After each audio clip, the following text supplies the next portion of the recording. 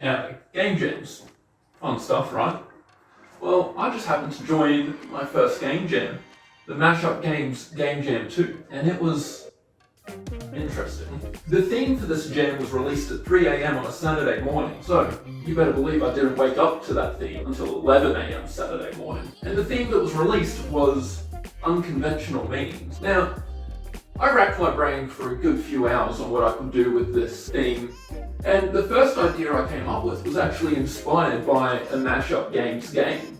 In this game, you had to protect a plant from zombies while also watering it, but you could only do one of them at a time. Now, I thought I could twist this concept a bit and make it unconventional by having to protect the plant from water. So it would be raining and you had to find bits of sheet metal or wood to protect the plant from the water.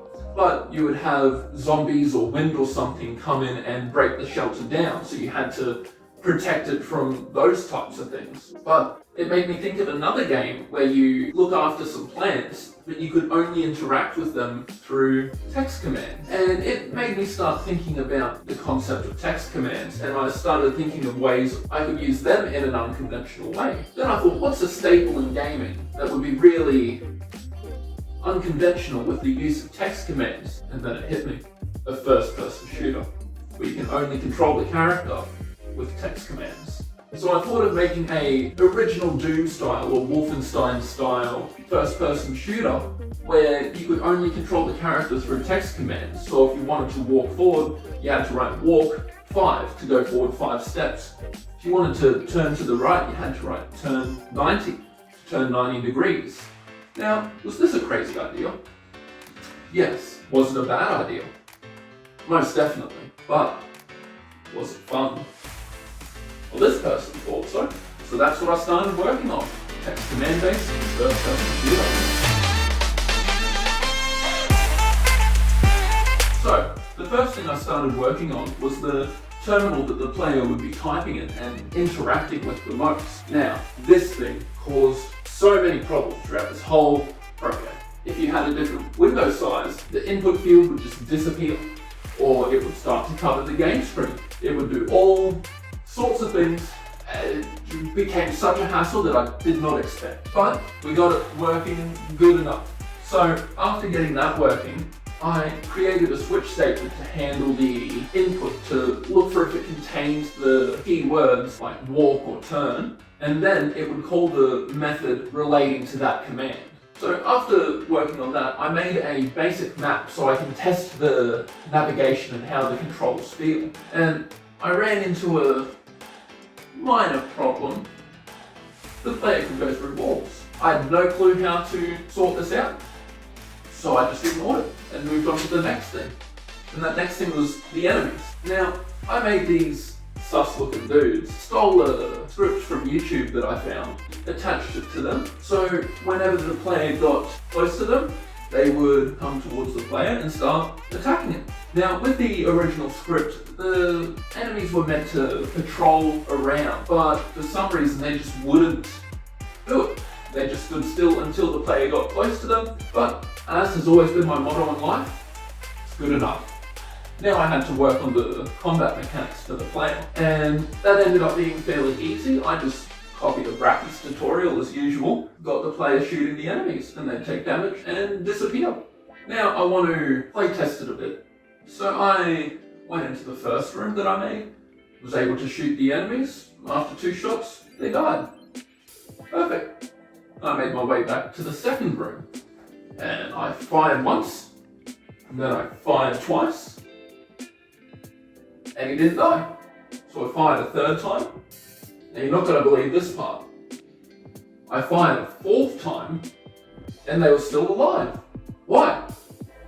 This ended up being a 4-hour problem. It shouldn't have happened. If they were working in the first room, they should not have been not working in the second room.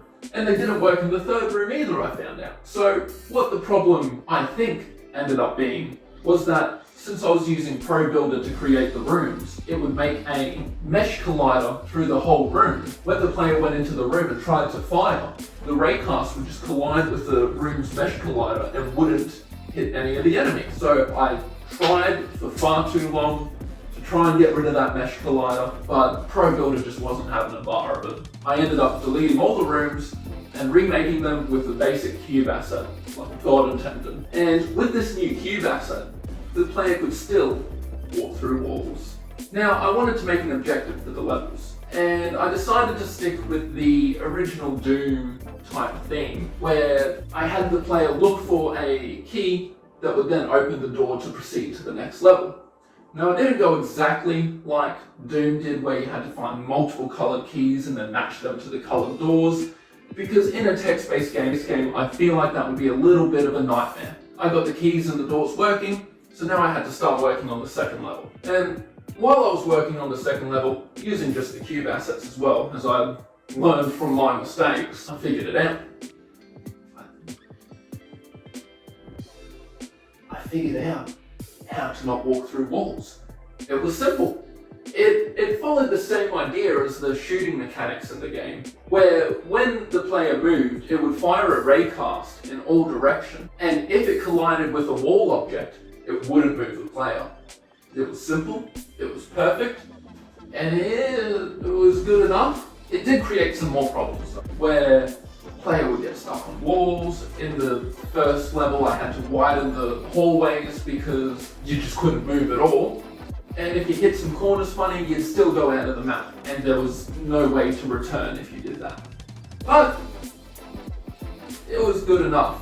Now, I wanted some kind of feedback for when the enemies hit the player, so I thought, oh, I'll just make it so that if they hit the player bounces back a little bit. But I didn't put the Raycast in. So when the enemies would hit the player, they would hit them against a wall, and then if they hit them again, they would go out of the map with no way back in. But at this point it was 2 a.m. I had to submit it by 3 a.m. I was exhausted and just went, it's good enough. So I exported it and uploaded it to itch.io, and I'm happy with it. This was my first ever Game Jam experience, and it's also probably the closest thing I have to a finished game that I have made, and I'm happy with what I was able to get done in 72 hours. The final product of it is a very intense game, and it's a bit scary when you're trying to fight these enemies and you've got to quickly type fire while it's walking towards you, and you've just got to make those split-second decisions of, do I want to move back, do I want to shoot them,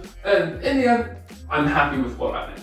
And it received some good feedback, which I'm very happy about, because I was not expecting any good feedback. Now, I'll be leaving links to all of the major tutorials that I used in the description, and I'll also leave a link to the game, so you can try it out if you want.